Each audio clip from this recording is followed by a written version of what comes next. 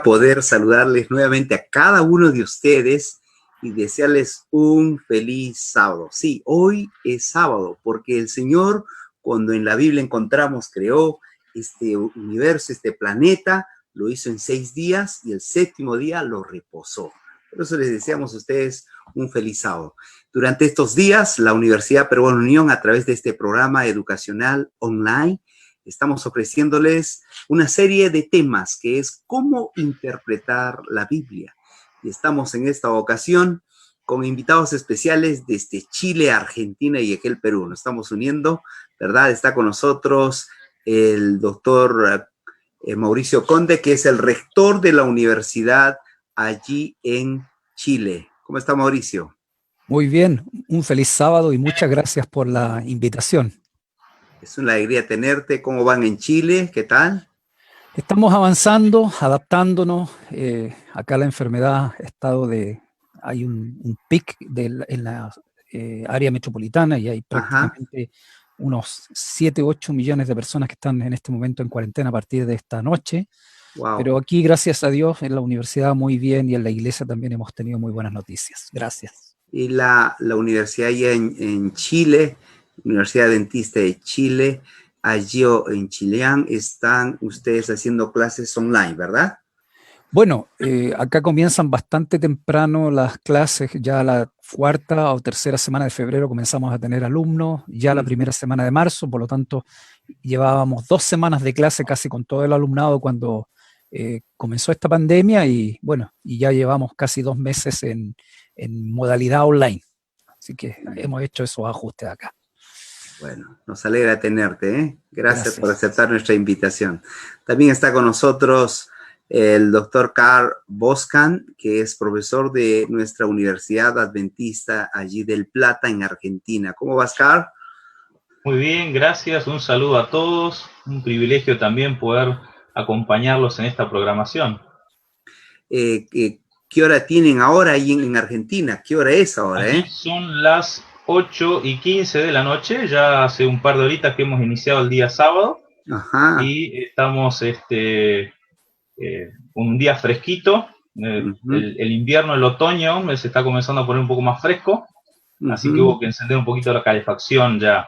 ¿A qué hora se oculta el sol más o menos por allá, eh? Alrededor de las 7 de la tarde. 7 de la tarde, oh, qué interesante, ¿no? ¿Y el día más largo que ustedes tienen, qué mes? ¿En enero?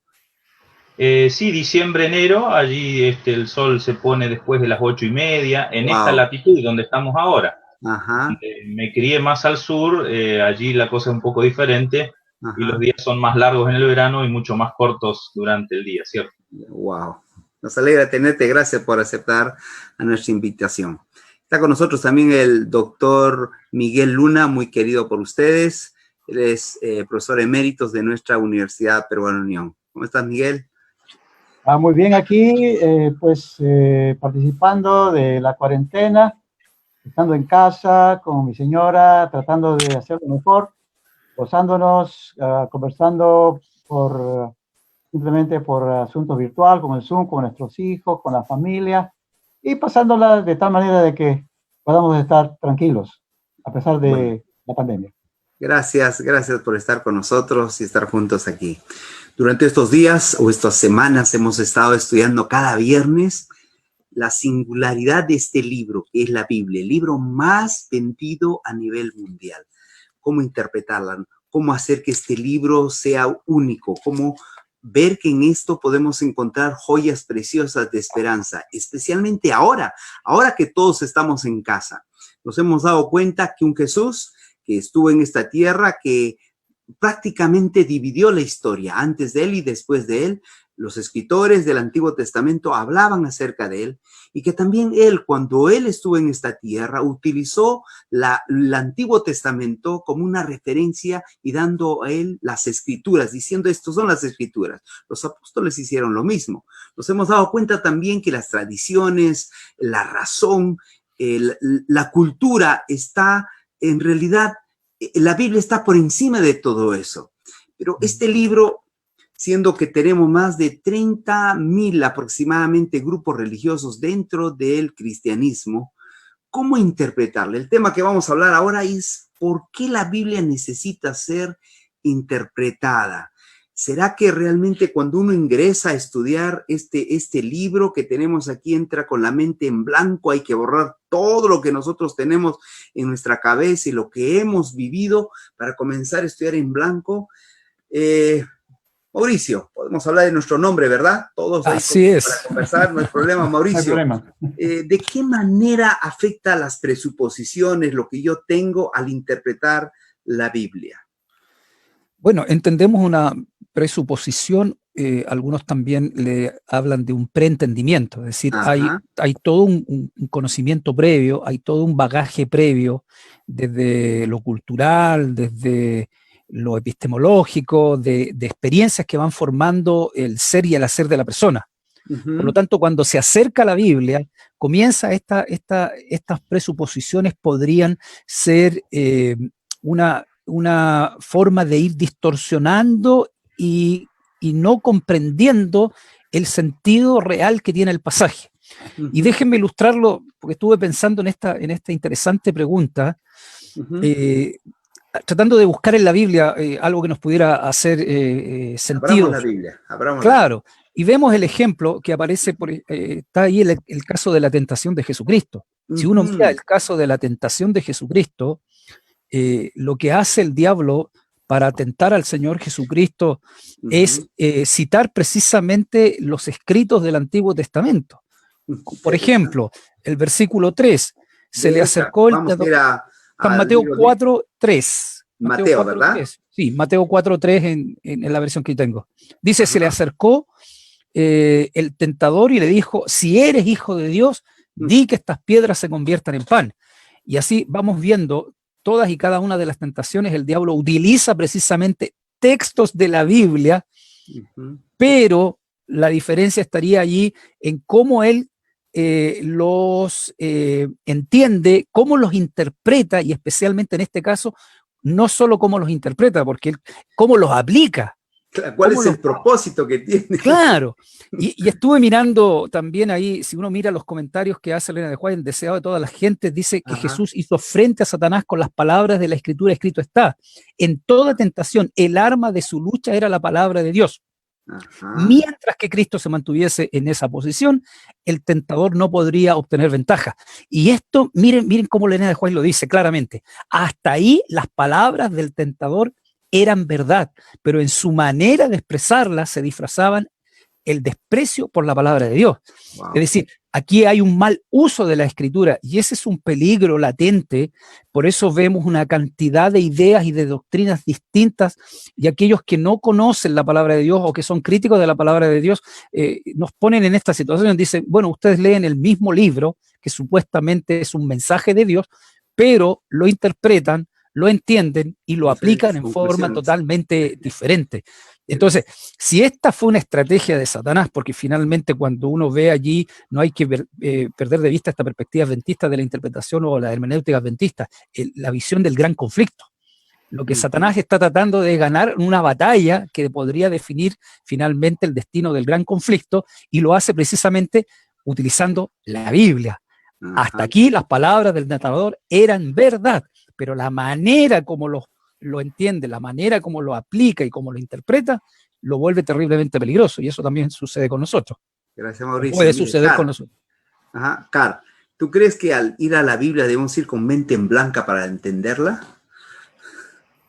Bueno, eso sería prácticamente imposible, ¿cierto? Porque nosotros nos acercamos a todo lo que conocemos con esa precomprensión o esos prejuicios que hemos adoptado a lo largo de la vida, desde antes del vientre inclusive. Ya es muy probablemente que nuestro cerebro haya comenzado a interactuar con lo que nos rodea, y es a partir de esas experiencias con la cual nosotros podemos acercarnos a todo nuevo conocimiento. Así que acercarnos a la Biblia con la mente en blanco sería casi imposible. Ahora, el desafío es el de lograr que al acercarnos a la Biblia tenga tal impacto que nuestra manera de pensar, nuestro entendimiento, vaya siendo transformado a la luz de lo que el propio texto bíblico nos da o nos presenta acerca del mundo.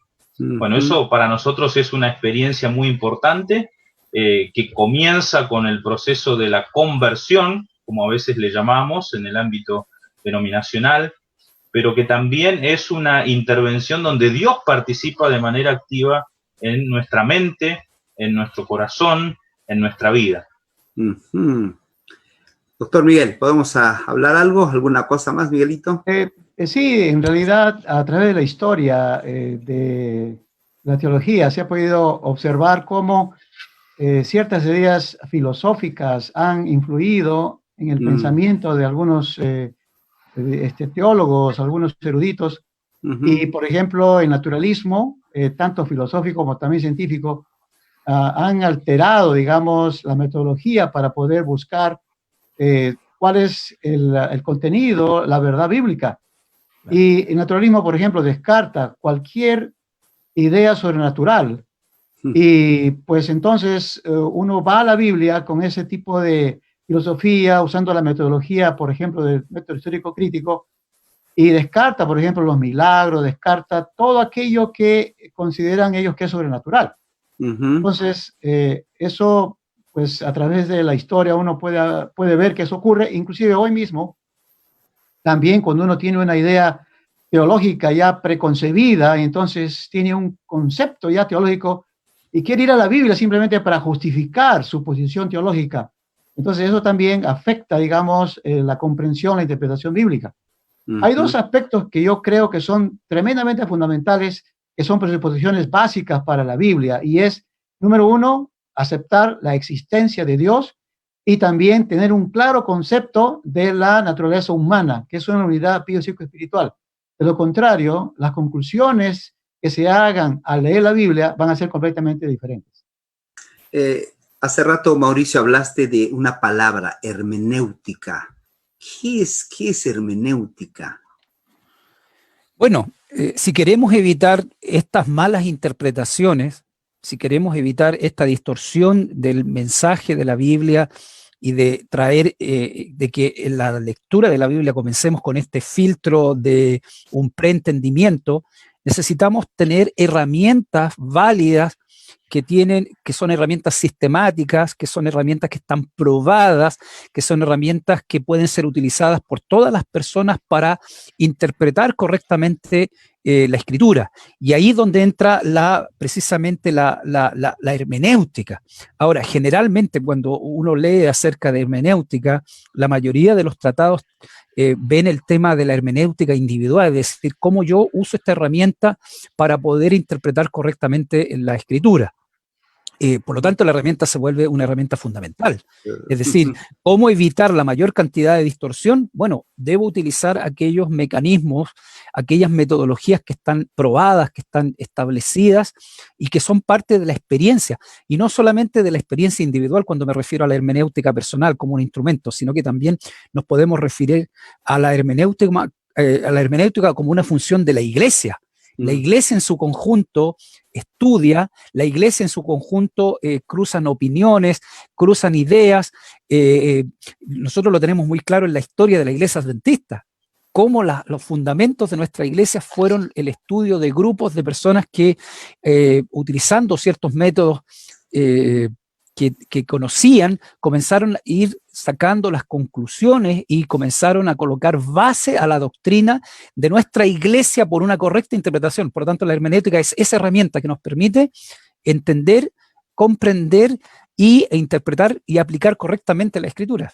Claro, ¿tiene algún origen? ¿De dónde sale esa palabra hermenéutica? Bien, bueno, es una expresión que viene del griego, hermeneuo, la acción de interpretar, vinculada también con el dios Hermes, que era de alguna manera el mediador de los mensajes de los dioses hacia los hombres, y de allí pasa a representar la ciencia o el arte de la interpretación. Pero ahora, un detalle muy importante, y es que la hermenéutica no es una disciplina meramente académica o que está en las manos de aquellos instruidos, porque todos los que nos acercamos a la Biblia, de alguna manera lo estamos haciendo con una intención, y en ese proceso estamos aplicando una hermenéutica. Claro. Podremos ser conscientes o no de que estamos operando bajo un determinado conglomerado de principios que van a regir mi interpretación, pero la interpretación la hacemos todos en la medida que nosotros nos acercamos.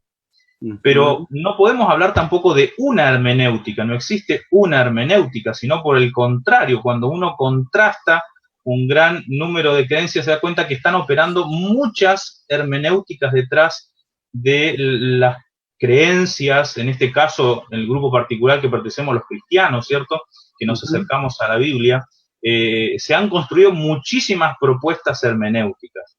Entonces, este es el desafío. ¿Cuál es la manera correcta de acercarnos al texto bíblico? ¿Bajo qué hermenéutica nosotros vamos a acercarnos a la Biblia? ¿Y bajo qué principios, bajo qué normas nosotros nos vamos a acercar a ese texto? Hay cristianos que se acercan al texto bíblico bajo la premisa, por ejemplo, de que una parte de la Biblia, en este caso podría ser el Antiguo Testamento, no es algo que tiene una pertinencia para nuestra vida hoy, sino que más bien está limitado a una época, a una instancia, a una dispensación totalmente distinta de la nuestra. Hay otros que se acercan a la Biblia descartando todo lo sobrenatural que hay en el texto y se acercan bajo una hermenéutica que descarta la intervención histórica de Dios en la historia del pueblo y que por lo tanto la Biblia no es otra cosa que un producto humano, netamente humano, desprovisto de cualquier tipo de intervención sobrenatural. Y así podríamos ir enumerando una gran cantidad de hermenéuticas que se acercan al texto bíblico siguiendo una serie de principios. Lo que nosotros tenemos que hacer es evaluar a ver si esos principios son los adecuados. Hay un principio acerca de la interpretación o del conocimiento o de la comprensión de lo que nos rodea, es que nosotros tenemos que estudiar todo objeto de estudio por medio de las presuposiciones que ese mismo objeto de estudio nos aporta. Así que nosotros no podemos acercarnos a un objeto de estudio imponiendo nuestras propias precomprensiones acerca de ese objeto, sino que tenemos que tratar de que el objeto nos aporte las herramientas para poder entenderlo. Así que cuando nos acercamos a la Biblia tenemos que de alguna manera pensar cuáles son las presuposiciones que el propio texto bíblico nos da.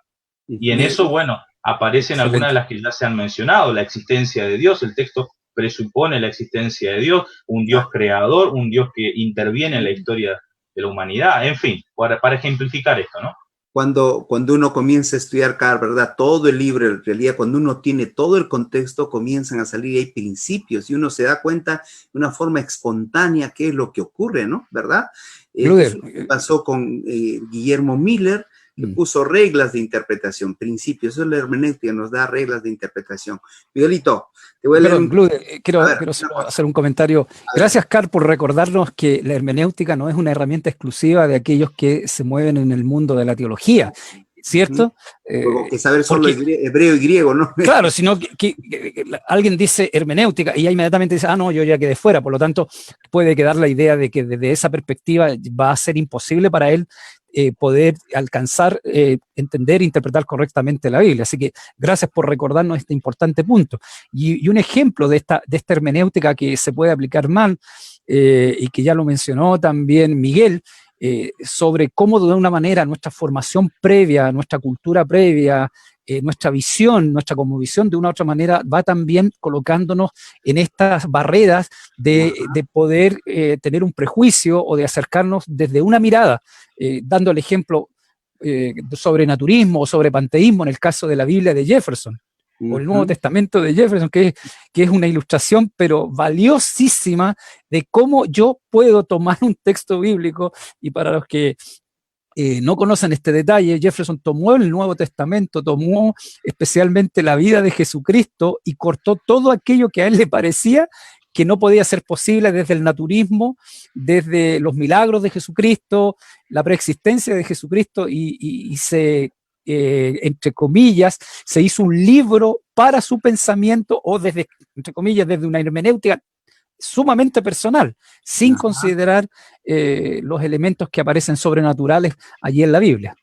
Exacto. Un asunto que quizás podría agregar es en relación a quizás la metodología de lo que queremos hacer. Si conocemos bien las presuposiciones bíblicas, esas presuposiciones bíblicas deben ser bien claras para poder entender cómo se podrían establecer los principios de interpretación bíblica, o sea, la hermenéutica. Y para eso necesitamos una metodología. La metodología que, según mi opinión y según lo que es en relación al contenido bíblico, es el médico histórico gramatical. De tal manera que yo voy a la Biblia buscando qué es lo que la Biblia me tiene que decir a mí para poder entender cuál es el mensaje. Estamos hablando de un libro que ha sido escrito en idiomas diferentes, ha sido escrito con una cultura diferente, hace muchos años, hace 3.000 años, 2.000 años, ¿no es cierto?, de los evangelios. Entonces es indispensable que yo pueda establecer claramente, primero, unas presuposiciones básicas que están en la Biblia, segundo, una metodología, que es el médico histórico gramatical, y tercero, ir a la Biblia con esa metodología a fin de hacer la interpretación correcta. Leo este texto a ver si alguien me ayuda, cuando dice aquí en Lucas capítulo 24, versículo 27, hablando Jesús dijo, y comenzando desde Moisés y siguiendo por todos los profetas, les declaraba en todas las escrituras lo que de él decían. Es interesante. Está interpretando Jesús, ¿eh? Claro. Ese texto claramente nos muestra que los discípulos que estaban caminando de Maús tenían ciertas presuposiciones, y la presuposición más interesante que ellos tenían era que el Mesías tenía que ser un Mesías político. Es decir, esta idea del Mesías viene de la época intertestamentaria, es decir, la época cuando no había, digamos, escritos proféticos, sino más bien algunos rabinos escribían ciertas ideas que se llama la pseudoepígrafe, y ahí se menciona claramente que efectivamente es necesario, es indispensable la venida del Mesías. Y entonces los discípulos, no solamente los de Maús, sino también inclusive los discípulos de Jesús, tenían un concepto erróneo acerca de quién sería el Mesías. Y Jesús claramente les establece y les menciona, ¿no es cierto?, comenzando con, en este caso, la ley y los profetas, acerca de realmente por qué él tenía que ser el siervo sufriente y no el rey que ellos esperaban. Interesantes ahí. Perdón. ¿Alguna cosa, Car? Vamos. No, sí, quería sumar tal vez otro texto bíblico que de alguna manera integra esto de las presuposiciones, la necesidad de una hermenéutica y sobre todo presentar la hermenéutica como un ejercicio espiritual que le concierne a todo aquel que se acerca a la Biblia.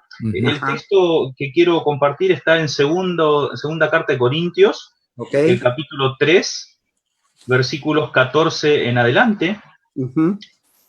Segunda de Corintios, capítulo 3, versículos 14 en adelante. Leo que dice, pero la mente de ellos fue embotada. Y hasta el día de hoy, cuando leen el Antiguo Testamento, les queda el mismo velo que solo en Cristo es quitado.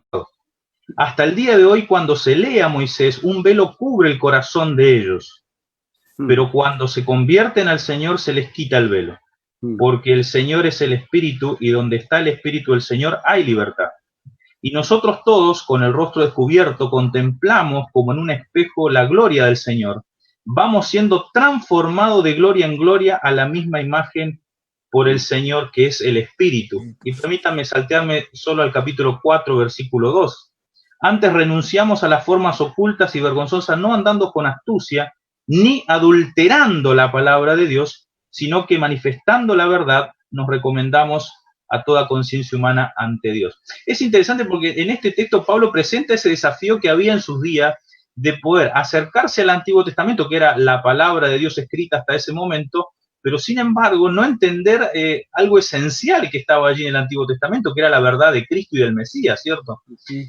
Por otra parte, se nos menciona que solamente en Cristo y solamente por medio del Espíritu, nuestra mente puede ir siendo transformada de gloria en gloria para poder cambiar, acomodar lo espiritual a lo espiritual, valiéndome de 1 Corintios 2:13, por ejemplo, ¿no? Renovando nuestro entendimiento. Es un proceso que se tiene que dar, y en eso tenemos que acercarnos al texto bíblico. No hay manera de que ese proceso de transformación se dé si nosotros no somos unos estudiosos del texto bíblico. si nosotros no nos exponemos a la influencia de la palabra en nuestra vida, para que sea esa espada más cortante que espada de dos filos la que penetre hasta lo más profundo de nuestra mente y nuestro corazón. No sé cuántos de ustedes aquí, Miguel, fuiste a Israel. Si alguna vez estuvimos en visitaste. Israel. Mauricio, ¿tú fuiste alguna vez a Israel? Tenía el pasaje listo, comenzó la pandemia. Carlos, ¿tuviste la oportunidad de ir por allá? Aún no. Mira, imagínense, ¿no? Es otra cultura, es otra forma de pensar. Se escribió al otro lado del hemisferio, ¿verdad? O sea, estamos hablando al otro lado del mundo. En realidad, otra cultura diferente. Aparecieron muchos libros, cómo entender a los greco-romanos, cómo entender Galilea. Hay muchos libros que nosotros tenemos, ¿verdad? De eso. Y en realidad habría que entenderlo. Por ejemplo, les digo aquí, no sé si Carl y Mauricio me van a entender la expresión que voy a decir. Wow, cuando se me cayó, digamos, un vaso, y digo, uy, qué piña. No. ¿Qué piña? Es una fruta piña, ¿no? Pero para el peruano significa qué mala suerte, algo así. ¿Cuán importante será a Mauricio entender esta parte cultural al interpretar la Biblia? Bueno, hay que mirar también la Biblia, que la Biblia fue escrita dentro de una cultura de origen. No está aislada no es neutro en cuanto a lo que es el contexto cultural que estaban inmersos los escritores bíblicos guiados por el Espíritu Santo. Por esa razón tenemos textos bíblicos que fueron escritos en el idioma corriente que había en aquel entonces, tanto en el Antiguo como en el Nuevo Testamento, ¿cierto? Entonces, primero, desde lo cultural hay un origen de los escritos, por lo tanto, conocer esas raíces culturales nos ayudan a entender ciertos conceptos, ciertas ideas, ilustraciones, páginas que aparecen ahí en la escritura en términos de paisajes, por ejemplo. Tú mencionabas ir a Israel, mirar, decir, bueno, y Cristo subió, pero ¿qué significa subió a Jerusalén o bajó a un lugar? Hay un contexto geográfico, hay un contexto cultural, pero también hay un contexto del momento presente de la persona que comienza a leer las escrituras. Entonces, nosotros ya creo que lo mencionó muy bien Carl, nosotros no partimos desde una mente en blanco. No partimos, hay una cantidad de elementos, estímulos que van de una u otra manera alimentando nuestro desarrollo cognitivo, nuestro desarrollo intelectual, nuestra comprensión de la realidad del cual nos estamos viendo. Ahora, la cultura se vuelve peligroso cuando consideramos que es el único lente, ¿cierto? Es el único lente que nos permite hacer una lectura correcta de la escritura. También se vuelve peligroso que desde el punto de vista de la interpretación comenzamos a mirar cómo nuestra cultura es importante, nuestro pensamiento comienza a tener supremacía sobre el resto de otros pensamientos dentro incluso de la misma cultura y por supuesto también con culturas distintas, y comenzamos a mirar que hay ciertas culturas privilegiadas o menos privilegiadas que tienen ventajas o desventajas, y comenzamos a mirar la escritura desde nuestra propia supremacía del pensamiento individual, único y soberano por sobre el texto bíblico. Es decir, no soy capaz de mirar la Biblia desde otra manera porque desde la manera como yo entiendo y desde la cosmovisión cultural que yo tengo, creo que es la única manera en que estoy mirando los pasajes. Y esto lo vemos, por ejemplo, en discusiones de aspectos especialmente prácticos que pueden haber dentro de una propia iglesia, de cómo se hace una cosa, cómo se hacen los cultos, qué música interpretamos, y lo defendemos de tal manera como si aquello fuera es una correcta interpretación bíblica o fuera un principio bíblico, y nos damos cuenta de que muchas veces esto sucede más desde la interpretación o desde ese lente cultural. Es cosa de ver, por ejemplo, yo tuve la experiencia de ver, por ejemplo, música de hermanos adventistas de otros continentes. Y qué distinto cantan, qué distinto se expresan. Pero si yo lo miro solo desde mi perspectiva cultural o desde mi lente cultural, yo puedo decir que ellos están equivocados. Entonces, ahí hay que tener cuidado. La cultura como único instrumento de interpretación, mi cultura superior a otras, o mi cultura como supremacía, incluso aquello sobre el texto bíblico que estoy leyendo. cuando estaba allí en Jerusalén, había una expresión que se me clarificó. Cada vez que yo leía aquí en la Biblia, nunca he encontrado una expresión que se diga y bajó a Jerusalén o Jesús bajó de Jerusalén. No hay eso. Todas las expresiones dice subió a Jerusalén, subió a Jerusalén. Es porque realmente cuando uno llega allá es el lugar más alto de toda esa zona. Para ir a Jerusalén hay que subir. O sea, hay que conocer. Incluso, Cluder, en el mismo subir ya tiene una interpretación distinta, porque es distinto subir, porque algunos consideran subir a 300 metros o 400 metros sobre el nivel del mar, pero resulta que hay lugares donde subir significa subir a 5.000, 3.500 o 4.000 metros, entonces ya incluso en esa misma visión ya comienza a tener esta. Pero bueno, voy a insistir esto, hay que tener cuidado cuando la cultura comienza a tener supremacía sobre el pensamiento bíblico. Sí. No soy capaz de ver cómo la Biblia me habla aquí. Ajá. Sin embargo, ahí también tenemos que conocer en qué momento se escribió, ¿verdad, Car? En qué momento, cuál fue la expresión, qué tipo de, el caso de, por ejemplo, los fariseos, qué pensamos los saduceos, hay diferentes tipos de pensamiento. ¿Qué dices, Car? Sí, claro. La verdad que cuando nosotros hablamos de la cultura o el impacto de la cultura, es una de las cosas más complejas y más difíciles de procesar para nosotros hoy, porque hay diferentes opiniones y diferentes miradas, ¿no? Por ejemplo, ilustrando esto, hay personas que tienden a ser literalistas y de alguna manera imponen al presente algunos rasgos culturales de la antigüedad, propios de la época bíblica, ya sea dejarse la barba de determinada extensión, o que las señoras y las damas usen algún velo, o hasta inclusive la práctica de la circuncisión. Por otra parte, están los de la mirada que dicen, no, aquello, todo lo bíblico, todo lo que es de otra cultura, nada tiene que ver conmigo hoy. Otros que anteponen el presente o la cultura presente por sobre el texto bíblico. Hay un abordaje hermenéutico contemporáneo muy actual y que impacta de lleno en nuestra sociedad, que es los que consideran que la respuesta está en manos del lector, ¿cierto? Es el lector el encargado de dar sentido al texto bíblico. Entonces, de alguna manera, el texto bíblico cobra significado cuando yo logro traerlo a mi cultura y adaptarlo a mi situación de vida. Y en eso olvídense de los mandamientos o de las verdades que la Biblia nos enseña, porque todo eso es para otra época, para otro tiempo. Entonces, obviamente nosotros cuando nos acercamos al texto bíblico tenemos que comprender que ese texto fue escrito en una cultura totalmente distinta. Nos separan de eso muchísimos elementos geográficos, elementos de cultura, de idioma, prácticas religiosas, en fin. Pero por encima de todo eso, cuando Dios se reveló a la humanidad por medio del pueblo de Israel, Él se reveló de tal manera que dejó allí principios que son los que se aplican para todo tiempo y época. Y en esto vale la pena mencionar incluso lo que a veces ocurre dentro de nuestro medio adventista. Nosotros creemos, como hemos estudiado semanas anteriores, en el principio de sola escritura, que implica a su vez el principio de toda la escritura o toda escritura. Creemos en la complementariedad del Antiguo y el Nuevo Testamento.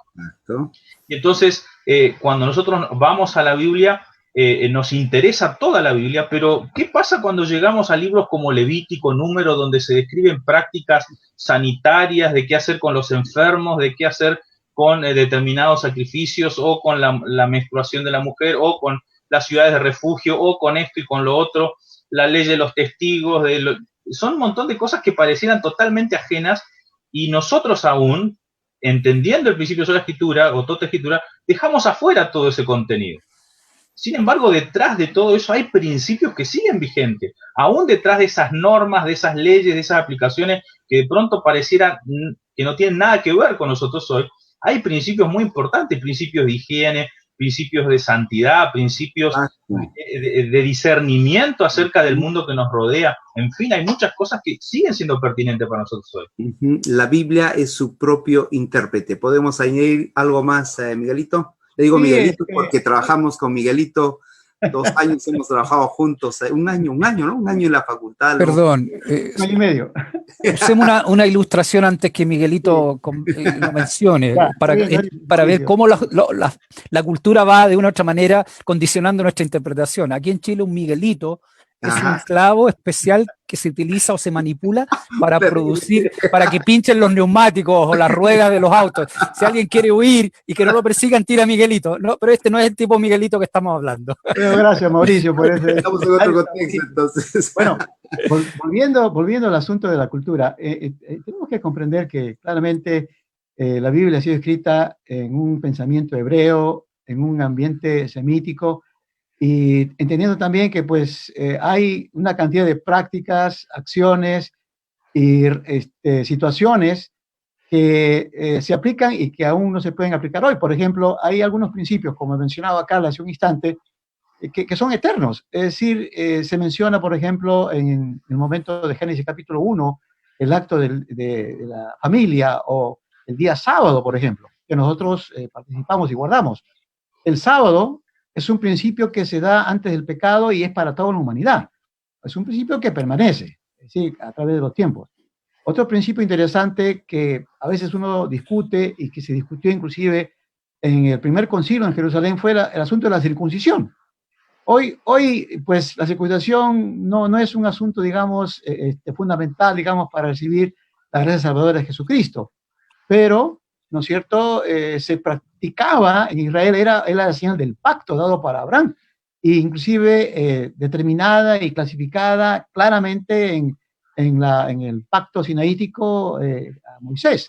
Entonces, no usamos esto. O cuando uno lee, por ejemplo, descripciones de algunas cosas que están en el Éxodo acerca de cómo tratar a los esclavos. Bueno, nosotros sabemos que pues ya no hay esclavo ni libre, todos somos uno en Cristo Jesús.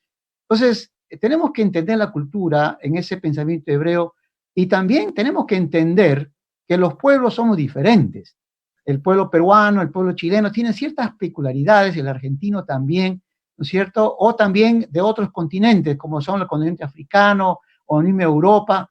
Tenemos ciertas culturas, pero sobre todo pienso y creo que nosotros tenemos que leer las escrituras con esos principios de interpretación, usando claramente una metodología y sacar cuáles son los principios que se pueden aplicar a mi propia vida y también a la iglesia, por supuesto.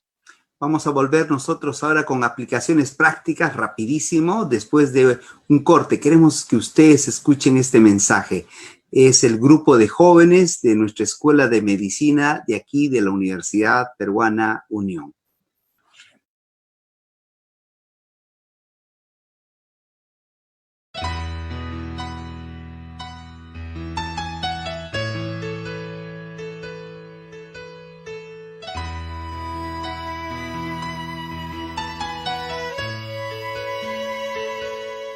Una vez más oscureció y el sol se fue del corazón. Yo ya no puedo soportar. Sentí la falta de mi hogar. Oré a Dios en mi aflicción. A Él abrí mi corazón. Fue cuando alguien me tocó. Era Jesús quien me habló. Solo un poco más, solo un poco más, porque ya te iré a buscar. Hay amor real, hay un río de paz, hay un cielo que será mi hogar.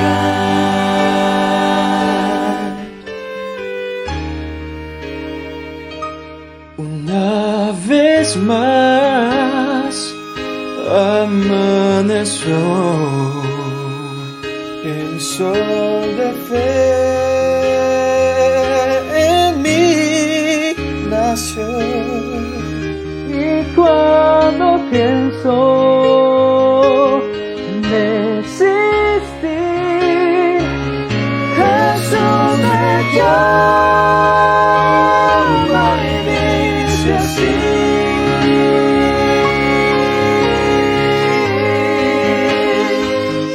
es solo un poco más, solo un poco más, porque ya te iré a buscar.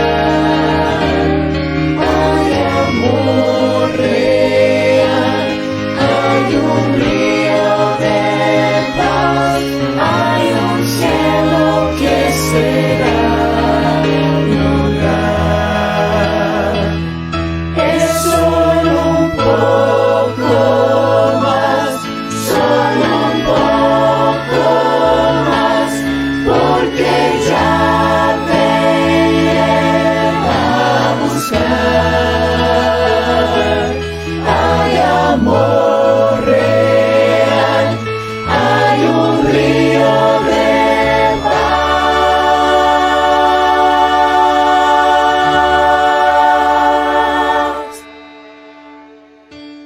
Hay un cielo que será mi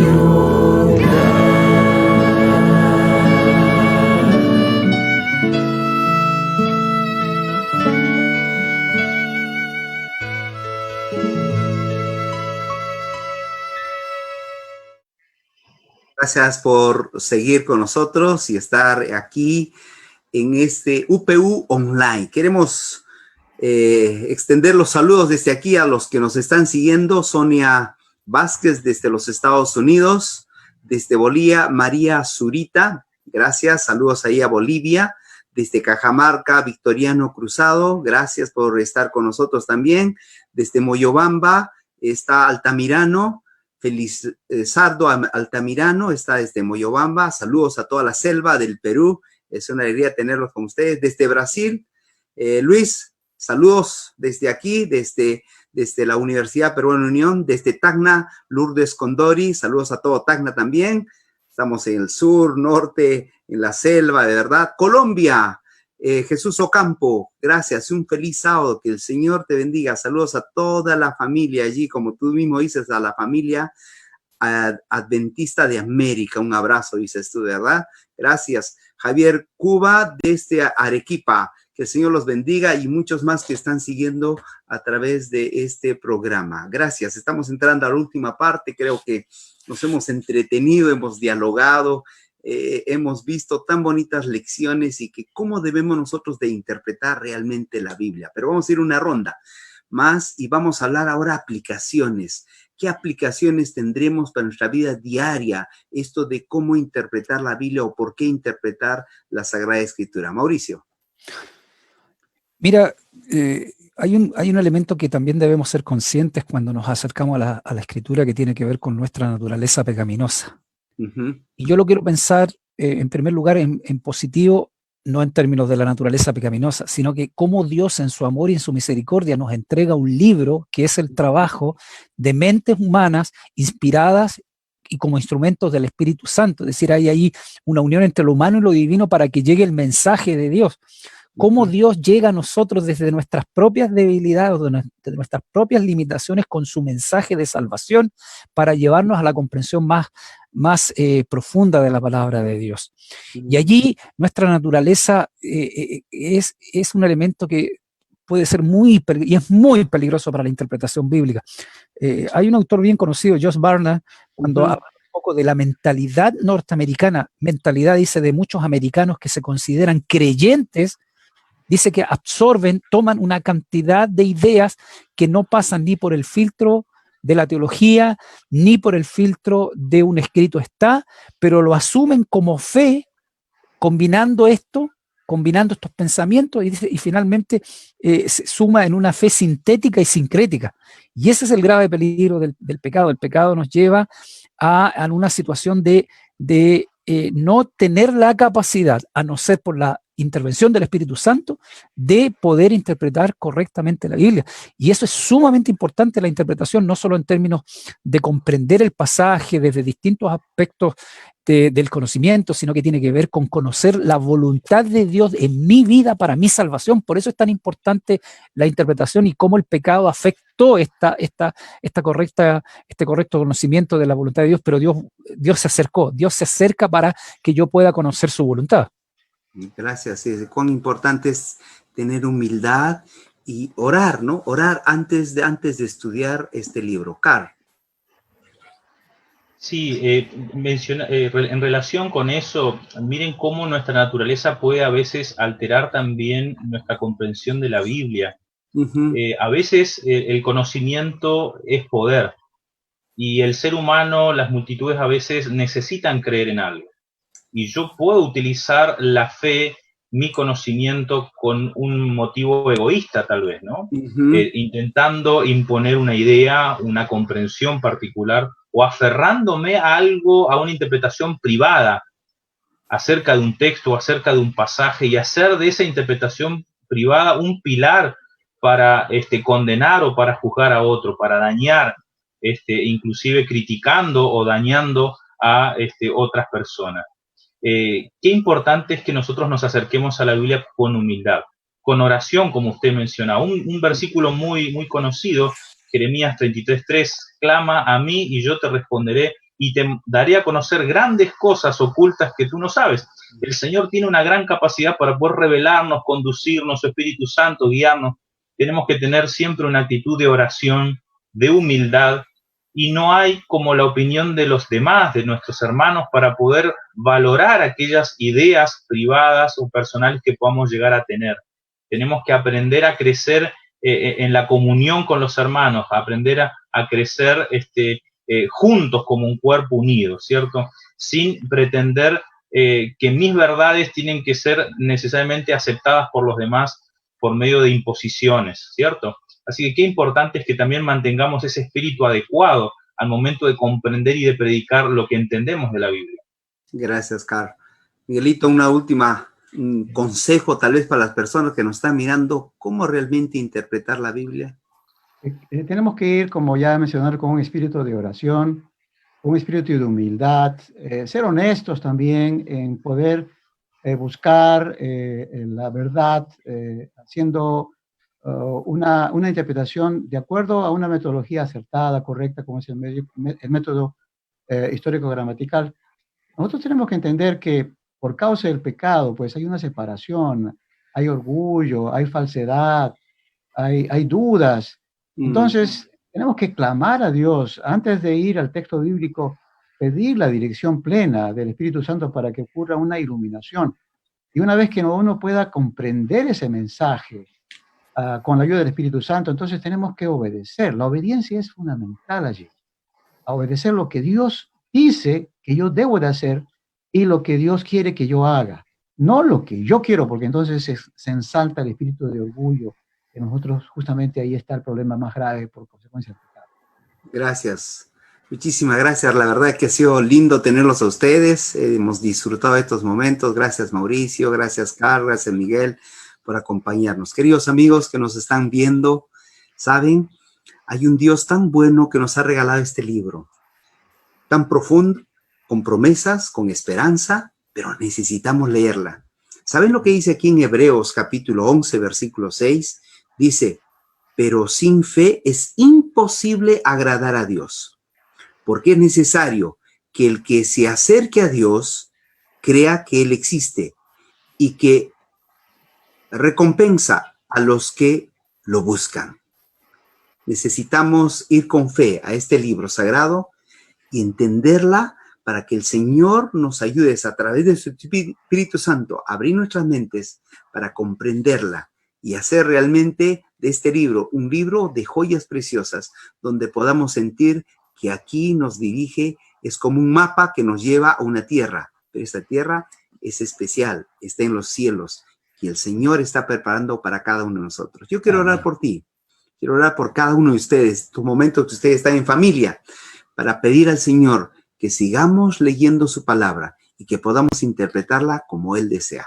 Vamos a cerrar nuestros ojos ahí donde estás. Llama a tu familia también, a los que están alrededor tal vez. Vamos a orar un momento y pedirle al Señor que nos dé fe en creer en ese Dios que hace todo lo imposible, porque ese Dios nos ofrece esperanza. Vamos a orar. Querido Padre, gracias. Gracias porque nos has regalado este libro, la Biblia. Ayúdanos a interpretarla, Señor, como tú deseas, no como nosotros creemos. Aceptarla lo que está. Y, Señor, pensar siempre que detrás de lo que tú has declarado a tus profetas están tus propósitos divinos. Guíanos, clarifica nuestra mente, haznos entender cada vez que leamos y que el mensaje de amor, de salvación que tú tienes lo podamos ver. Oramos por aquellos que nos están mirando también, Señor, que tú puedas estar con cada uno de ellos. Si alguno está enfermo, toca, Señor, con tu mano sanadora a esas personas. En el nombre de Jesús. Amén. Que Dios lo bendiga. Muchísimas gracias. Nos vemos el siguiente viernes. Un feliz sábado.